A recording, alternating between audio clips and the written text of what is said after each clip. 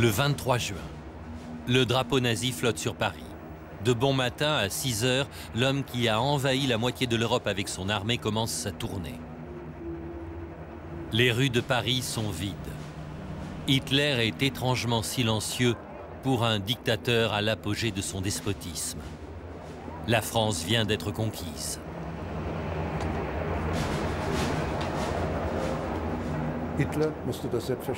Pour Hitler, l'invasion de la France a dû être une victoire énorme. Et qui plus est, une victoire personnelle. La campagne de France, teintée de revanche, débute comme bien souvent par un mensonge. Als Führer des deutschen Volkes kann ich in diesem Augenblick dem Herrgott nur danken, dass uns in dem ersten schweren Kampf unser Recht so wunderbar gesegnet hat und ihn bitten, dass uns und alle anderen den richtigen Weg finden lässt, auf das nicht nur dem deutschen Volk, sondern ganz Europa ein neues Glück des Friedens zuteil wird. L'anéantissement de la France est en fait prévu depuis longtemps. La guerre contre l'ancien ennemi. Nous connaissons l'issue du précédent affrontement. Le plan d'invasion prévoyait à l'origine que l'armée allemande passe par la Belgique et la Hollande avec une aile droite solide, comme en 1914 par les plaines du nord de la France jusqu'à Paris. La Hollande, qui ne faisait pas partie du plan d'invasion de la Première Guerre mondiale, fut ajoutée au plan d'invasion de 1940. Hitler n'est pas satisfait du plan d'attaque présenté par son état-major.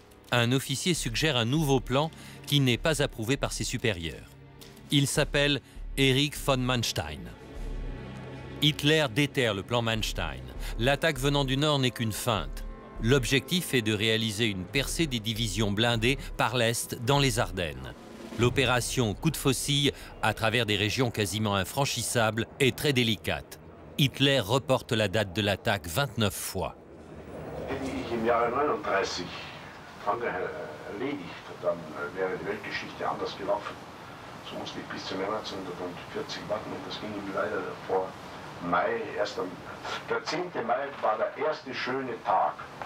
Am 10. Mai habe ich sofort angegriffen. Le 10 mai 1940, c'est l'attaque contre la Belgique et la Hollande. Les généraux désapprouvent cette campagne. L'armée n'est pas en très grande forme après les efforts fournis en Pologne. Le risque leur semble trop élevé.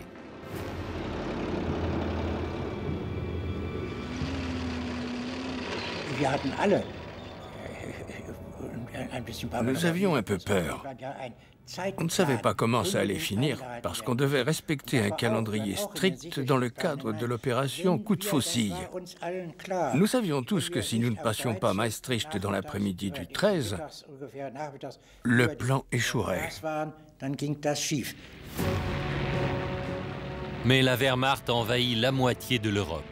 4 jours plus tard, la Hollande capitule. 7 jours plus tard, c'est au tour de Bruxelles de s'incliner. Et le 10e jour, les Allemands sont déjà sur les côtes de la Manche. Les Français n'avaient tout simplement pas envisagé qu'il était possible de traverser les Ardennes avec une armée fortement motorisée.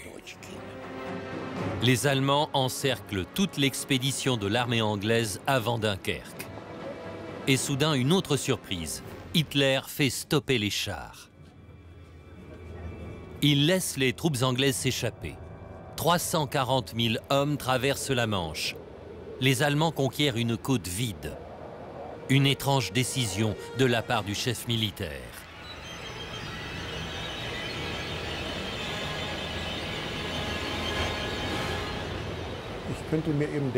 Il est fort probable qu'il ait voulu passer un accord avec le Royaume-Uni. En fait, ses relations avec les Britanniques avaient toujours été positives. La guerre est sans pitié pour la France. En 6 semaines, la machine de guerre allemande aplatit le pays. Les Français ne sont pas préparés pour une telle guerre. Le mot que la propagande allemande a inventé pour cette campagne devient l'expression de l'horreur. Le mot blitzkrieg, en effet, est devenu familier. Cette rapidité, cet effondrement, c'était quelque chose qui faisait comme On était comme stupéfiés. D'ailleurs, cette guerre éclair, précisément, nous frappait comme la foudre. Das Oberkommando der Wehrmacht gibt bekannt. Der völlige Zusammenbruch der ganzen französischen Front. En apprenant que son vieil ennemi a été éliminé, le Führer est au comble de l'exaltation. Ce jour-là, la propagande allemande exhibe également les victimes de la guerre éclair. Des soldats grièvement blessés se préparent à la visite du Führer. La cote de popularité d'Hitler auprès de ses soldats est à son apogée. Les généraux chantent les louanges du caporal lors de la Première Guerre mondiale. L'un d'eux, sans ironie aucune, invente un nouveau titre pour le chef militaire.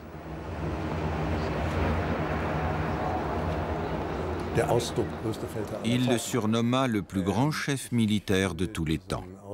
Une expression géniale. Ça marchait aussi en remplaçant chef militaire par imbécile. Et c'est clair qu'Hitler était le plus grand imbécile de tous les temps.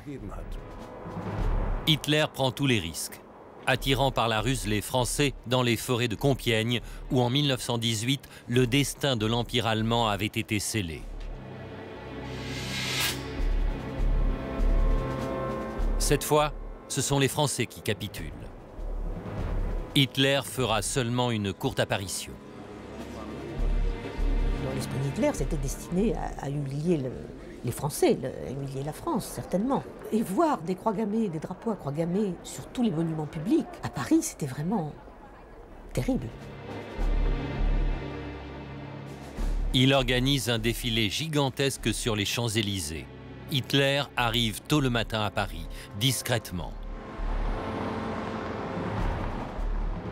Le dôme des Invalides, où les Français ont enterré Napoléon le Conquérant. Lui aussi avait eu toute l'Europe à ses pieds avant que ses campagnes ne se soldent par un échec.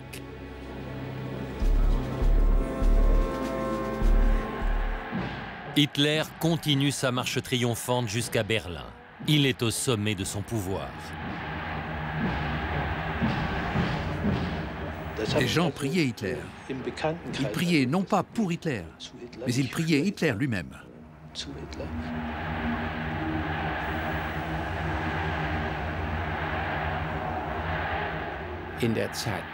À l'époque des attaques en Pologne et en France, Hitler ne pouvait être critiqué pour nous qui étions de simples officiers sur le front. Hitler est devenu le dieu de la guerre. La grande nation qu'est la France lui appartient désormais.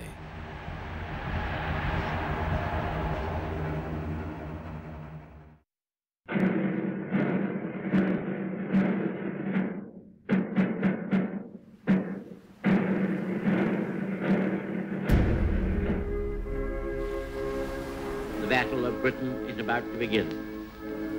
Upon this battle depends the survival of Christian civilization.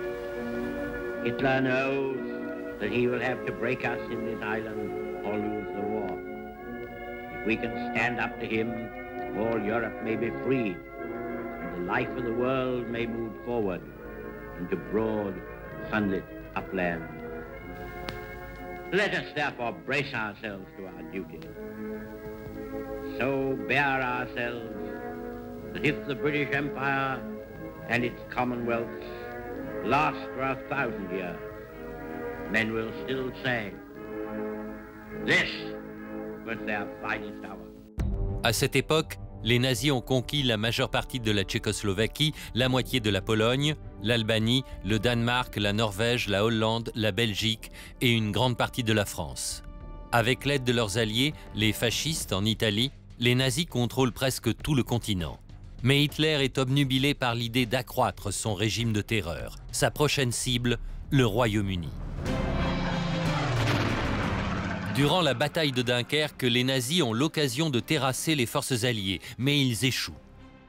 Par ailleurs, le nouveau leader britannique, Winston Churchill, rejette les conditions de la reddition demandée par l'Allemagne. Hitler commence à planifier l'invasion des îles britanniques. Hitler espère obliger la Grande-Bretagne à accepter les conditions de paix avant qu'une véritable invasion ne soit lancée. Et potentiellement, utiliser les préparatifs de l'invasion comme moyen de pression. Le haut commandement allemand prévoit à l'origine une invasion à grande échelle, qui couvrirait presque toute la Manche côté britannique du Dorset au Kent. Le plan définitif de la bataille prévoit le débarquement par la mer de 9 divisions, constituées d'environ 67 000 hommes dans le premier échelon et soutenues par une division aéroportée. Aidées par d'autres attaques lancées depuis la Norvège occupée, elles pousseront au nord et, après avoir pris Gloucester, encercleront Londres. Les forces allemandes sécuriseront l'Angleterre jusqu'au 52e parallèle, espérant alors que le reste du Royaume-Uni capitule. L'ordre initial d'Hitler reflète son état d'esprit. Ses conditions préalables minimum sont les suivantes.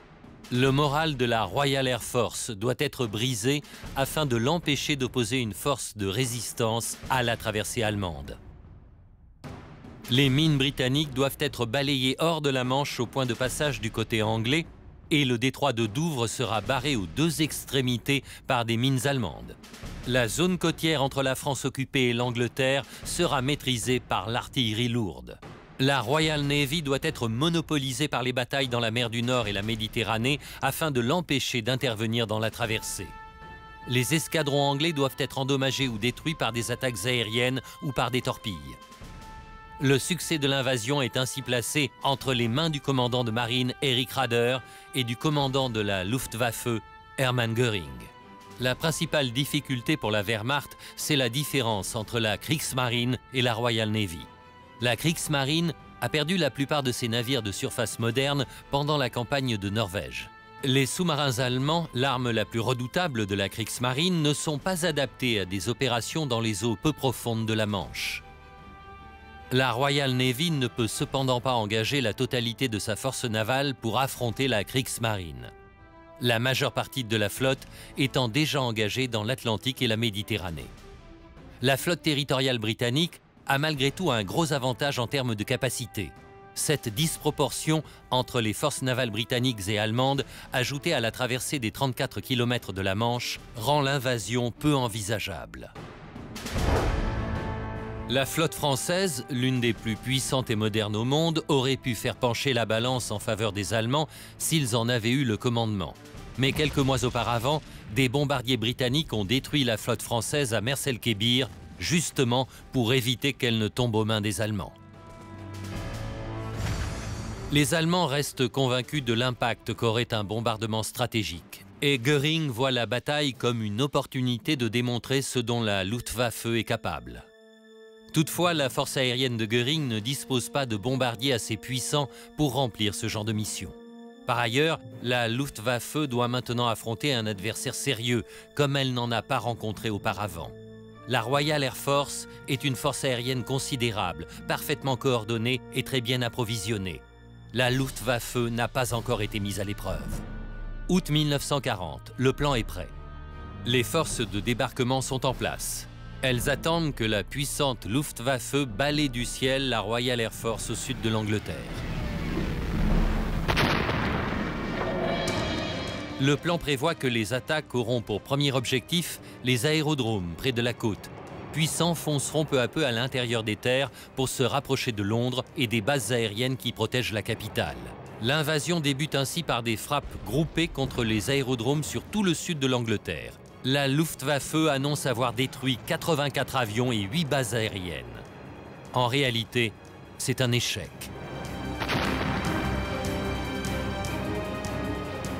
La semaine suivante, les attaques sur les aérodromes se rapprochent à l'intérieur des terres et des raids répétés sont lancés sur le système de radar.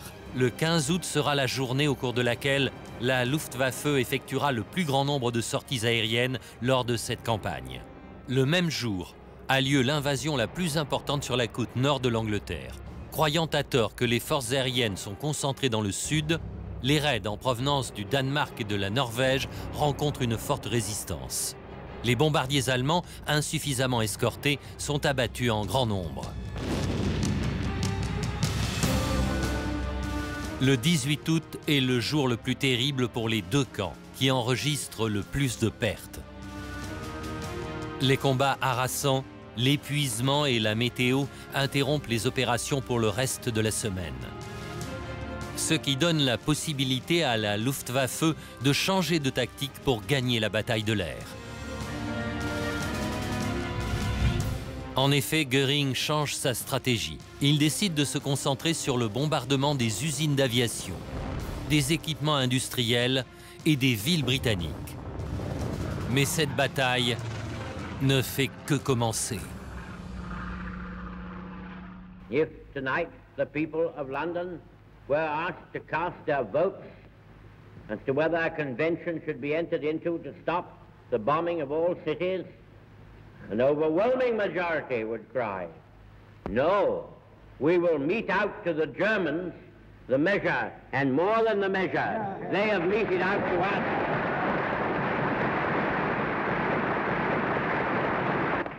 We will have no truce or parley with you or the grisly gang who work your wicked will.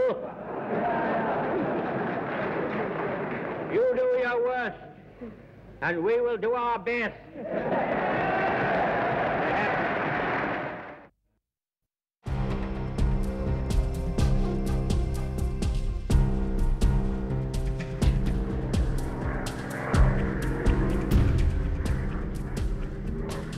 Très tôt, le matin du 25 août, un bombardier Heinkel isolé, ayant dévié de sa trajectoire, bombarde accidentellement le centre de Londres, contrevenant les ordres d'Hitler. Ce pilote, qui s'est égaré, est loin de se douter que ses actions vont changer le cours de la bataille et peut-être même le cours de la guerre. Indigné par une telle attaque sur une cible entièrement civile, Churchill ordonne en représailles la nuit même des frappes sur Berlin. Göring s'était vanté qu'un tel raid était impossible. Il avait un jour déclaré en plaisantant « Je veux bien m'appeler Meyer si cela se produit ». Nothing is more certain than that every trace of Hitler's footsteps, every stain of his infected and corroding fingers will be sponged and purged, and if need be blasted from the surface of the earth. Le 25 août, à la stupéfaction des Berlinois, 81 bombardiers britanniques Hampton surgissent sur Berlin dans le ciel de la nuit et frappent au cœur du régime nazi.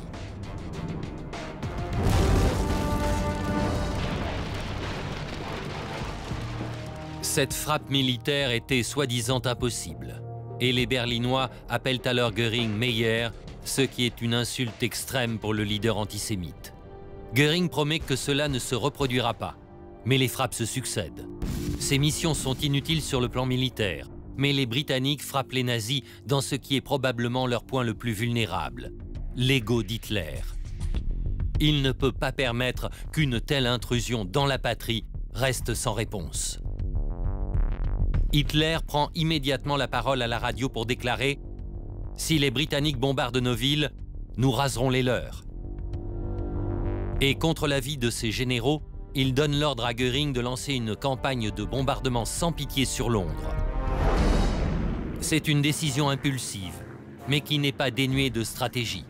Hitler espère que les raids sur les civils sèmeront la terreur parmi la population britannique afin qu'elle se soumette, ou que ces attaques forceront les avions de chasse britanniques à rester dans le ciel où ils pourront être abattus. L'objectif d'Hitler est de briser la volonté des Britanniques en terrorisant leur plus grande ville.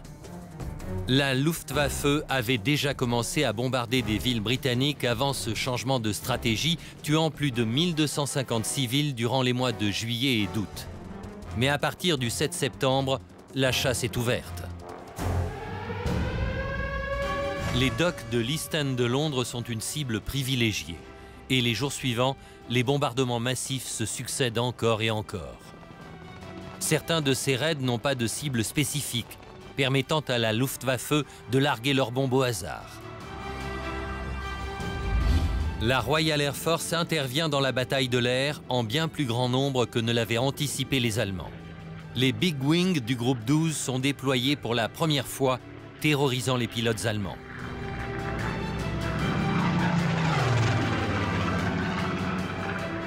Les jours suivants, les attaques sur Londres continuent. Les raids nocturnes sur Londres sont fréquents. Le visage de la capitale change. Des monuments historiques disparaissent. nuit après nuit, une tempête de feu déferle sur Londres.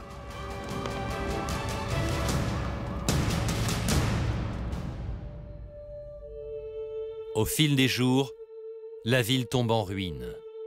Mais le peuple anglais fait preuve de résilience.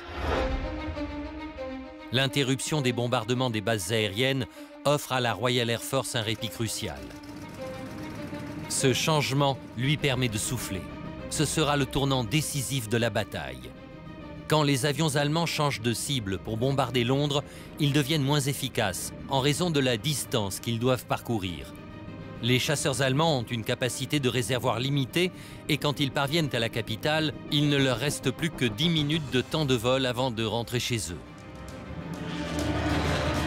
15 septembre 1940, c'est le point culminant de la bataille d'Angleterre. 2 raids massifs des Allemands sont repoussés avec fermeté par la Royal Air Force. Au cours de cette journée cruciale, les pertes s'élèvent à 60 avions pour le camp allemand, contre seulement 26 pour la Royal Air Force, ce qui représente environ un ratio de 2 pour 1 en faveur des Britanniques. À la lueur de la défaite allemande, l'invasion terrestre de l'Angleterre est ajournée par Hitler. Les raids allemands sur Londres et d'autres villes britanniques continueront bien après 1941. Mais à la différence d'autres nations conquises par Hitler, le Royaume-Uni tiendra bon face à l'attaque nazie. Tandis que les Britanniques entreprennent de reconstruire et reprendre l'élan militaire, les nazis réalisent que l'attaque sur le Royaume-Uni est un échec. La guerre fait rage, mais la bataille d'Angleterre est terminée.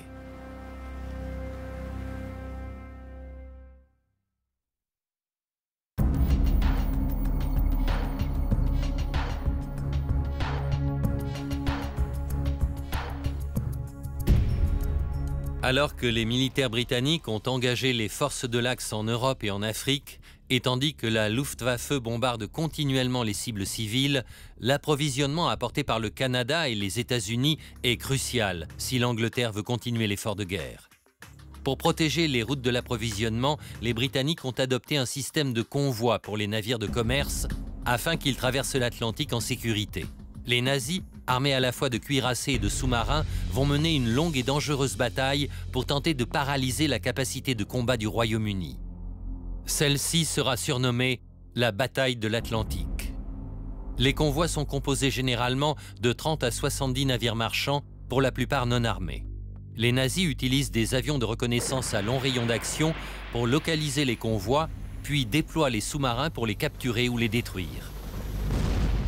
Face à l'immensité de l'océan Atlantique, les nazis ne disposent que d'un petit nombre d'avions de reconnaissance de longue portée basés en France occupée. Ce sont en fait principalement les sous-marins qui permettent de repérer les convois. Appliquant la même méthode que pour le Blitzkrieg, un bateau repère un convoi et en rend compte au commandement avant de partir à sa poursuite. Puis, il attend que les autres sous-marins arrivent avant d'attaquer. Au lieu de devoir faire face à un seul sous-marin, le convoi et ses escorteurs doivent affronter une attaque groupée de 6 ou 7 sous-marins. Avec une tendance à attaquer de nuit, la tactique en meute, ou Volksrudel en allemand, rend le voyage transatlantique tristement célèbre pour son taux de mortalité. Le succès de la tactique des attaques en meute contre les convois incite l'amiral Karl Dönitz à l'instaurer comme pratique courante. Les attaques en meute forcent les Britanniques à apporter des changements à leurs opérations. Ainsi, la décision est prise d'escorter les convois tout au long de leur trajet. Ces efforts s'accompagnent d'une augmentation progressive du nombre d'escorteurs disponibles. Au niveau tactique, les petits navires et les avions bénéficient de l'apparition au printemps 1941 de nouveaux radars à ondes courtes capables de détecter les sous-marins en surface. L'addition de ces efforts anti-sous-marins sur les convois fait peser de nouvelles contraintes sur la Kriegsmarine. Les sous-marins peuvent être identifiés et ciblés beaucoup plus rapidement et perdent de leur effet de surprise. Quand les escorteurs des convois commencent à détruire ou capturer des sous-marins allemands, Dönitz opère un changement également. Il déplace ses attaques en meute plus à l'ouest. afin d'attraper les convois avant que les escorteurs anti-sous-marins ne les repèrent. Au même moment, les États-Unis s'impliquent de plus en plus dans la guerre, malgré leur neutralité officielle. Des navires de guerre américains commencent à escorter les convois alliés dans l'Atlantique Ouest jusqu'à l'Islande et seront engagés dans plusieurs affrontements avec des sous-marins.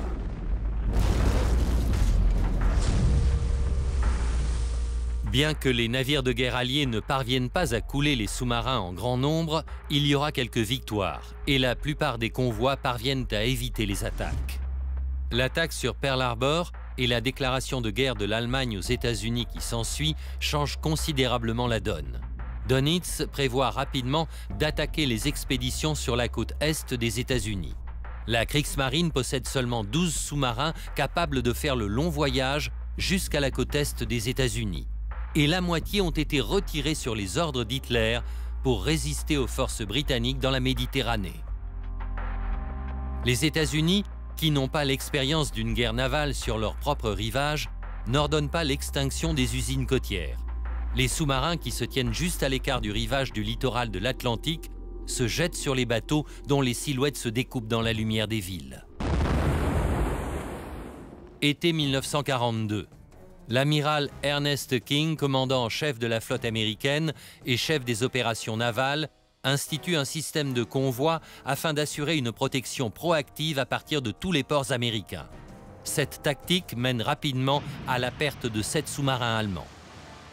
Comme les États-Unis mettent rapidement en place les convois, les attaques des sous-marins allemands sont rapidement abandonnées car elles s'avèrent inefficaces contre les navires de guerre américains. L'amiral Dönitz décide que les sous-marins seront mieux utilisés ailleurs. Le 19 juillet 1942, il ordonne que les derniers sous-marins allemands se retirent de la côte atlantique des États-Unis et à la fin du mois, il porte son attention sur l'Atlantique Nord. Mais les sous-marins ne sont pas la seule menace pour les convois. Le cuirassé Bismarck est lancé en 1939. Le Bismarck est alors le plus gros navire de guerre au monde. She is christened by the granddaughter of Bismarck, who was the right-hand man of Kaiser Wilhelm, and 35,000 tons of glistening steel for the defense of Germany. Hesitates for a couple of moments, and then moves down to the water.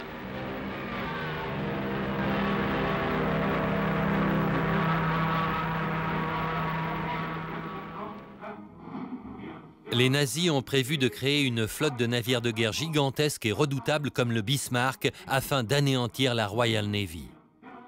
Mais les exigences de la guerre empêchent de construire d'autres navires de cette taille. En 1941, le Bismarck est envoyé dans l'Atlantique accompagné par le croiseur Prinz Eugen pour attaquer les convois britanniques entre l'Amérique du Nord et le Royaume-Uni. Avant que le Bismarck n'ait localisé le convoi, il est lui-même découvert par les navires HMS Prince of Wales et HMS Hood. Sous le commandement du contre-amiral Lancelot Holland, le Hood est le meilleur croiseur de guerre de la Royal Navy. Au large du détroit du Danemark, le Bismarck tire et coule le Hood.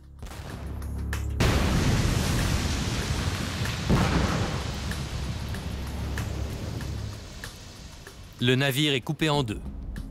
L'amiral Holland et son équipage de près de 1500 hommes sombrent dans les flots.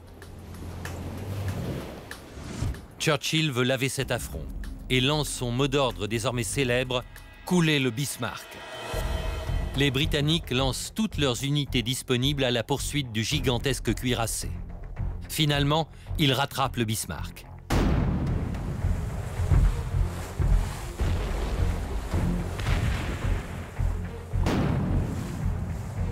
Des avions torpilleurs attaquent le navire et parviennent à bloquer son gouvernail, réduisant sa capacité de manœuvre. Le plus gros et le plus puissant navire de guerre jamais construit est réduit à l'état de canard flottant par un seul avion. Le jour suivant, d'autres vaisseaux britanniques se rapprochent du Bismarck et ouvrent le feu.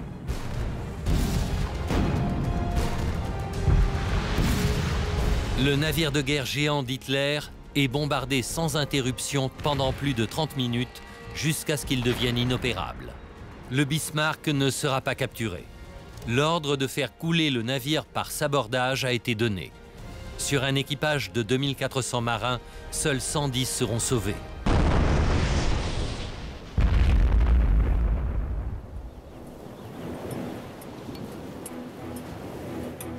Les batailles meurtrières de l'Atlantique n'arrêtent pas les convois alliés. Les Britanniques continuent à combattre l'Empire nazi. Mais à la fin de l'année 1941, la redoutée Wehrmacht d'Hitler s'apprête à affronter son plus terrible adversaire.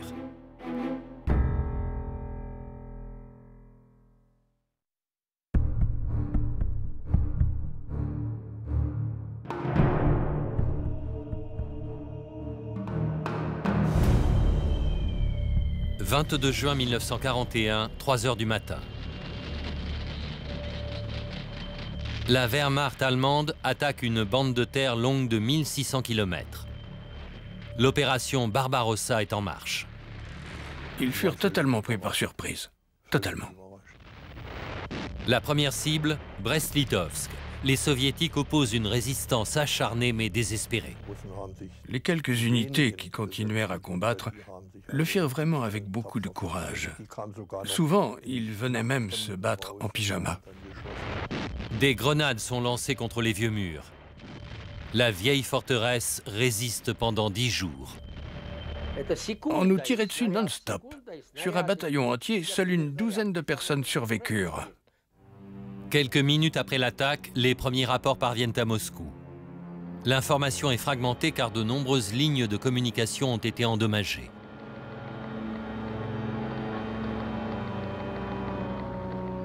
Le général Soukhov sait déjà qu'il s'agit là de la Grande Guerre.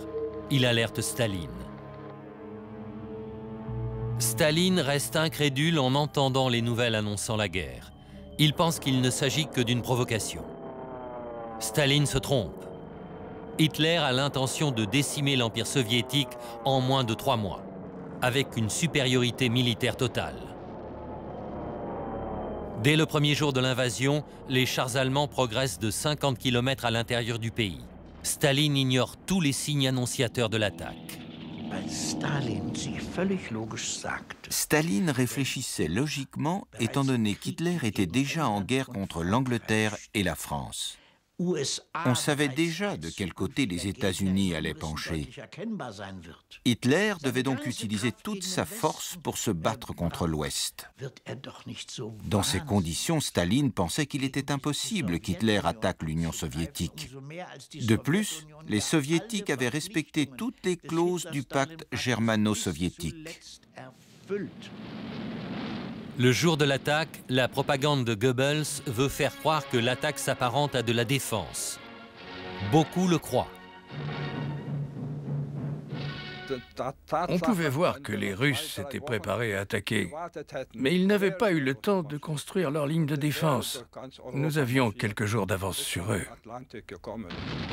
Mais les Allemands sont les seuls à attaquer. Depuis des années, j'étais convaincu qu'une guerre se préparait contre la Russie. Certains avaient lu Mein Kampf et ils en faisaient part aux autres. Mais qui a lu Mein Kampf et le chapitre sur l'Europe de l'Est?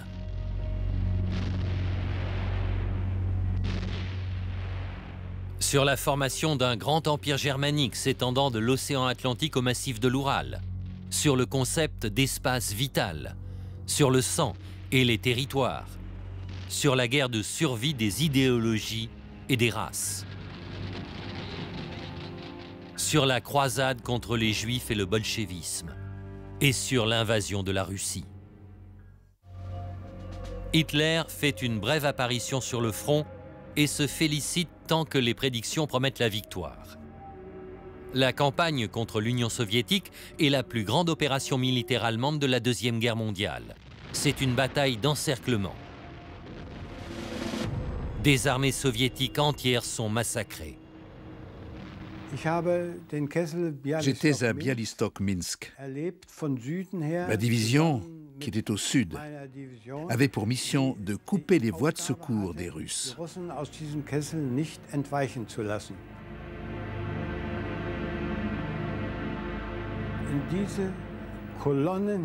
Des avions de chasse allemands piquaient sur les colonnes de soldats pour les mitrailler et les bombarder. Ces attaques infligèrent de terribles destructions. Les 5 premières semaines, la Wehrmacht fait plus d'1 million de prisonniers de guerre. La plupart finiront dans des camps allemands. À Berlin, au quartier général de la Wehrmacht, la politique d'élimination menée par Hitler prend forme. Le maréchal de camp Keitel, commandant des forces armées allemandes, donne l'ordre de commettre des crimes de guerre. Keitel ordonne que les officiers du comité politique de l'armée rouge soient exécutés. Je les ai vus de mes yeux, ces officiers, arrêtés et abattus en pleine rue.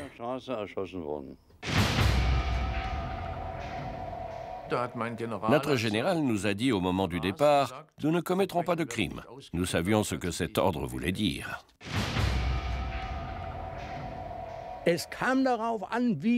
Tout dépendait de l'attitude de l'officier.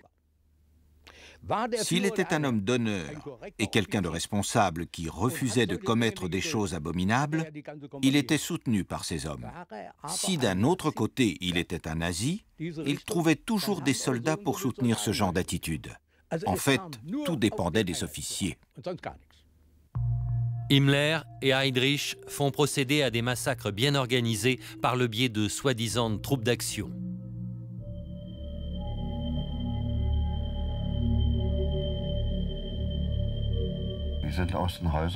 Il était environ 500. Les Allemands hurlaient, chantaient. Ils traînaient une femme âgée par les cheveux tout le long de la rue.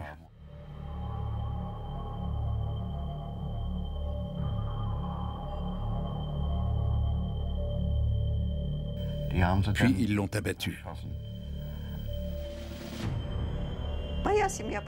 Ma famille a obéi aux ordres.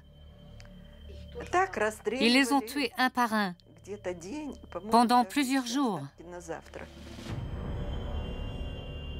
Dans beaucoup d'endroits, cela se passe comme ça. Ils rebouchaient les trous. Certaines personnes étaient encore en vie, parfois pendant des jours. Ceci est l'un de ces endroits. 250 000 personnes sont mortes à Minsk. Cette guerre était impitoyable, parce qu'ils détruisaient tout sur leur passage. Ils ne respectaient rien. Ce fut très dur de s'en remettre.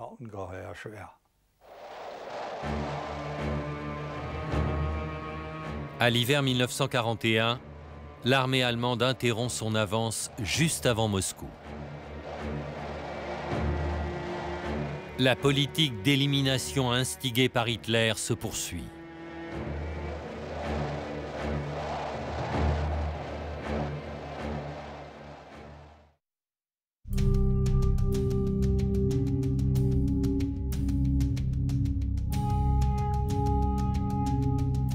Juin 1942, le Caucase. Hitler veut s'emparer des puits de pétrole afin de pouvoir continuer la guerre. Il a déclaré vouloir éliminer le bolchevisme.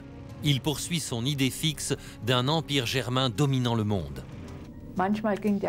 Dans certains endroits, l'intrusion fut si rapide qu'on se disait « Mais comment va-t-on faire pour avoir assez de munitions sur une telle distance ?» Des arrêts fréquents sont nécessaires à cause du manque de pétrole et de munitions. La guerre montre son vrai visage.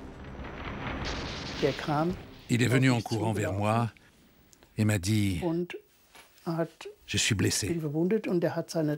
Il avait ses intestins dans les mains. Il avançait comme ça. C'était le premier blessé que je voyais. La bataille ne fait que commencer.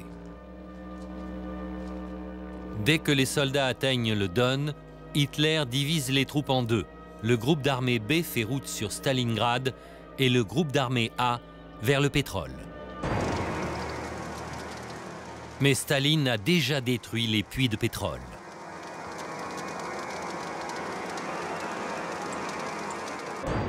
Stalingrad n'a aucune idée de ce qui va se passer. Il n'y a quasiment aucun soldat soviétique dans la ville. Nous avons demandé aux troupes qui revenaient du front « Les gars, vous n'allez pas laisser les fascistes entrer dans Stalingrad ?» Et ils nous ont répondu « Pas question, comment pouvez-vous dire ça? Ils n'y arriveront pas !» Et nous leur avons fait confiance. Août 1942. Les avions allemands volent au-dessus de Stalingrad. Des centaines de bombes détruisent la ville. La 6e armée, réputée être la plus puissante, a pour mission d'atteindre les rives de la Volga et de marcher sur la métropole avant l'hiver. Les généraux hésitent. La première ligne est trop longue et les forces de réserve sont affaiblies. Mais Hitler veut capturer la ville qui porte le nom de Staline, coûte que coûte. Pendant ce temps, Staline met en place un plan de contre-attaque, en envoyant des renforts venus de Sibérie. Mais dans la ville, les civils russes et les soldats poursuivent le combat. Ils doivent se battre pour chaque centimètre. Staline a donné l'ordre. Tenez bon, juste 2 mots. Mais nous n'avions pas très bien compris pourquoi il avait donné cet ordre. Pour nous, il n'y avait pas d'autre pays que la Russie. La rivière Volga était la dernière ligne. Nous devions mourir ou vaincre Hitler à cet endroit même. Octobre, le combat pour l'usine d'armement de la Brigade Rouge. Un combat désespéré, rue par rue, maison par maison. Une balle m'a perforé les poumons et m'a fait un grand trou dans le dos, en traversant les poumons et les côtes. Je ne pouvais plus respirer par le nez ou la bouche, qui était bouchée. Je respirais par ce trou. Je respirais péniblement en pensant que j'allais mourir. Mais je ne voulais pas mourir. Je refusais.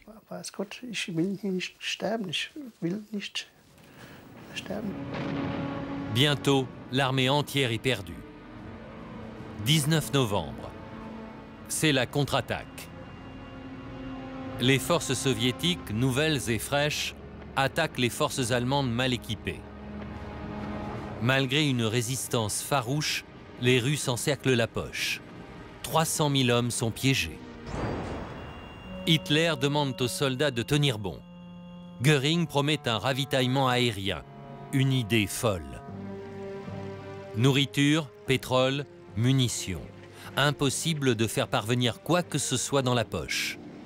Aucun blessé ne peut en sortir. La panique et le désespoir gagnent les soldats.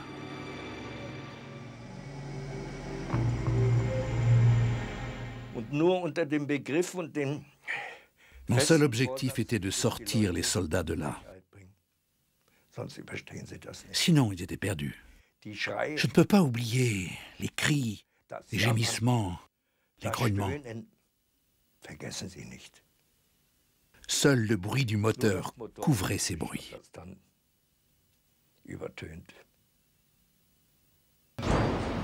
Les soviétiques referment le cercle de plus en plus. Les soldats piégés ne peuvent être sauvés que de l'extérieur. C'est une mission tentée par 4 troupes de chars allemands, mais elle échoue. Le soir de Noël, les tirs de canon progressaient de plus en plus vers le sud. Et peu de temps après, la nouvelle est tombée. La contre-attaque était terminée. Pour moi, cela signifiait que notre destin était scellé. Il n'y avait pas de porte de sortie.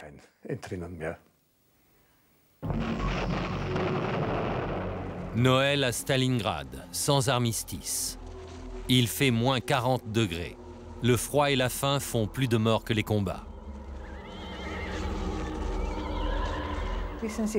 Vous savez, quand les mains et les pieds noircissent, cela veut dire que les gelures sont profondes.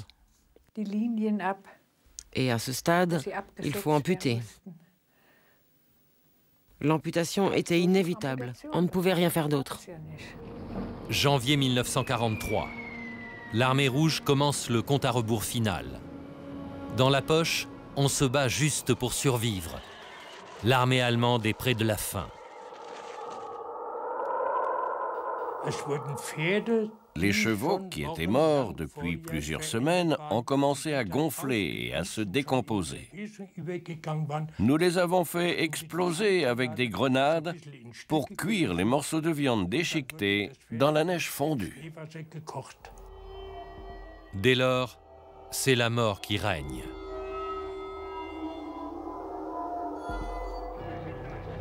Les soldats de l'armée rouge trouvent ce qui reste de l'armée vaincue dans les caves de la ville en ruine.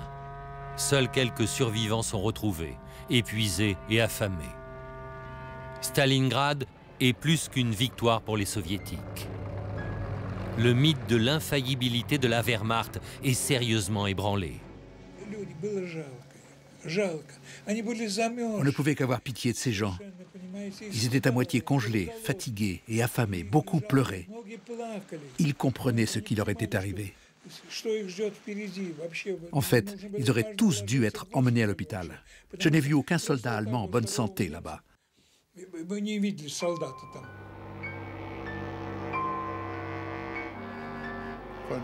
La plupart d'entre eux sont morts de faim ou de froid. Et dans les camps, beaucoup d'autres sont morts de la typhoïde. Ça a été terrible. 200 000 morts. Le taux de mortalité est faible chez les généraux. Un seul d'entre eux ne rentrera pas chez lui. Und jeder Deutsche noch in 1000 Jahren muss mit heiligen Schauern das Wort Stalingrad aussprechen und sich erinnern, dass dort Deutschland letzten Endes doch den Stempel zum Endsieg gesetzt hat. La bataille de Stalingrad sera un des tournants majeurs de la Seconde Guerre mondiale.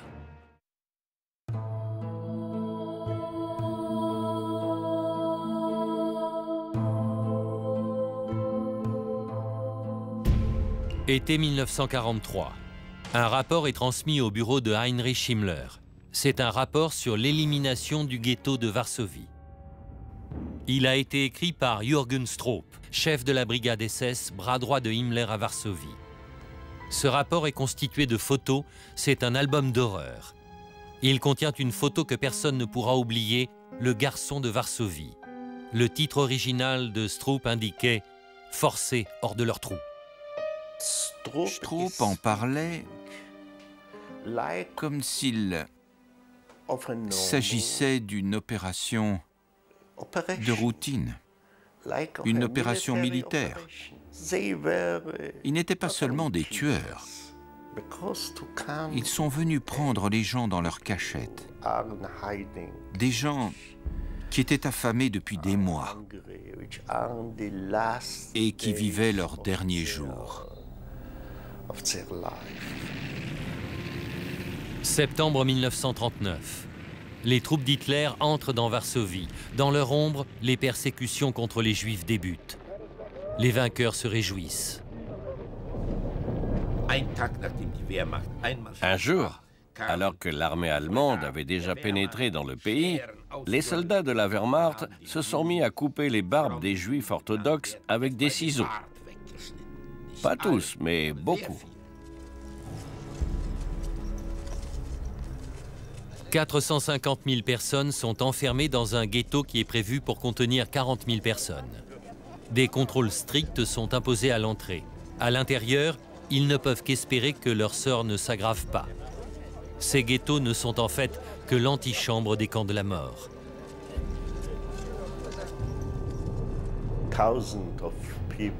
Des milliers de personnes mouraient chaque mois. Des familles entières agonisaient sur les trottoirs et les chaussées. Ils mouraient tous les uns après les autres. Quand j'entends un enfant pleurer, cela me rappelle les visages de ces pauvres petits-enfants. Je les entends encore pleurer, mendier, gémir. Puis, ils finissaient par se taire.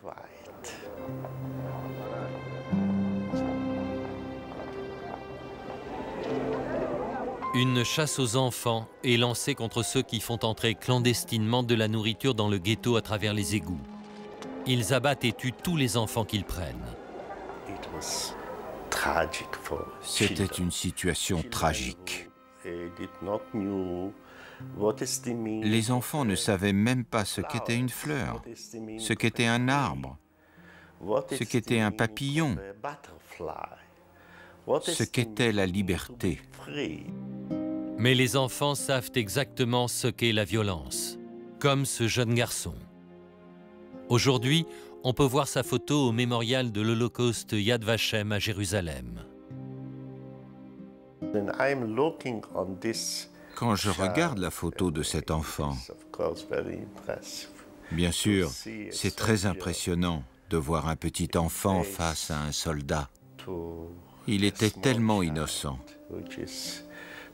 Mais tous les Juifs étaient complètement innocents. Le garçon de Varsovie. Qui était-il?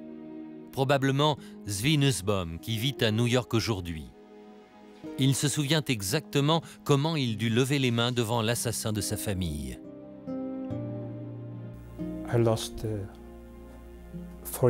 J'ai perdu 4 générations de ma famille.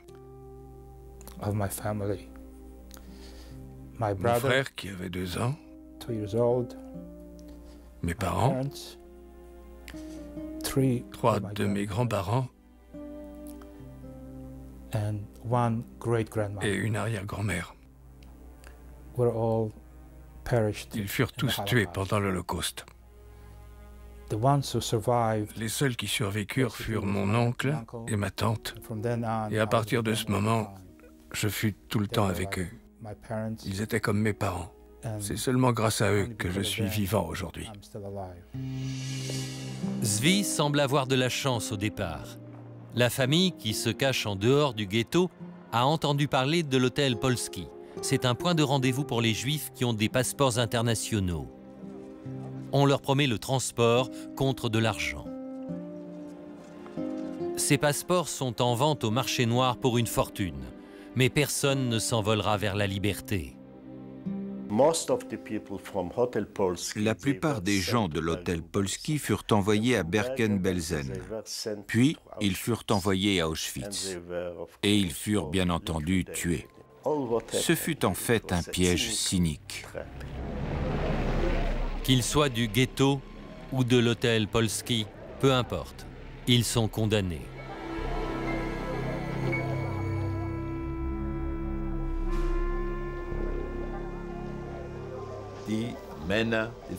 Les membres du service d'ordre public juif consignaient les numéros des wagons qui transportaient les chargements humains. Mais ils constatèrent ainsi quelque chose d'horrible. Le même jour, et qui plus est, en l'espace de quelques heures, ce sont les mêmes wagons qui revenaient. Tout le monde avait compris que leurs passagers avaient été tués. En avril 1943, le désespoir mène à l'insurrection. Les Juifs se battent avec les outils les plus simples contre des lance-flammes et des chars. En représailles, les SS mettent le feu au ghetto. Ceux qui survivent à cet enfer sont déportés dans leur prochain ghetto. Treblinka, Majdanek, Auschwitz. Le jeune garçon a survécu à l'insurrection, mais survivra-t-il aux choses effroyables qui vont se produire?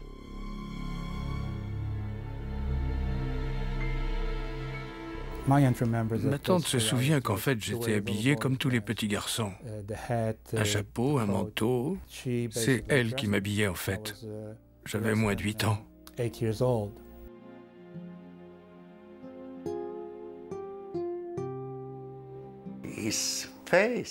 Sur cette photo, il paraît en forme. Lorsque la famine survint, ils n'eurent plus figure humaine. Au dernier jour de l'existence du ghetto, lors de l'insurrection, c'était un miracle de voir des enfants qui ne soient pas rachitiques.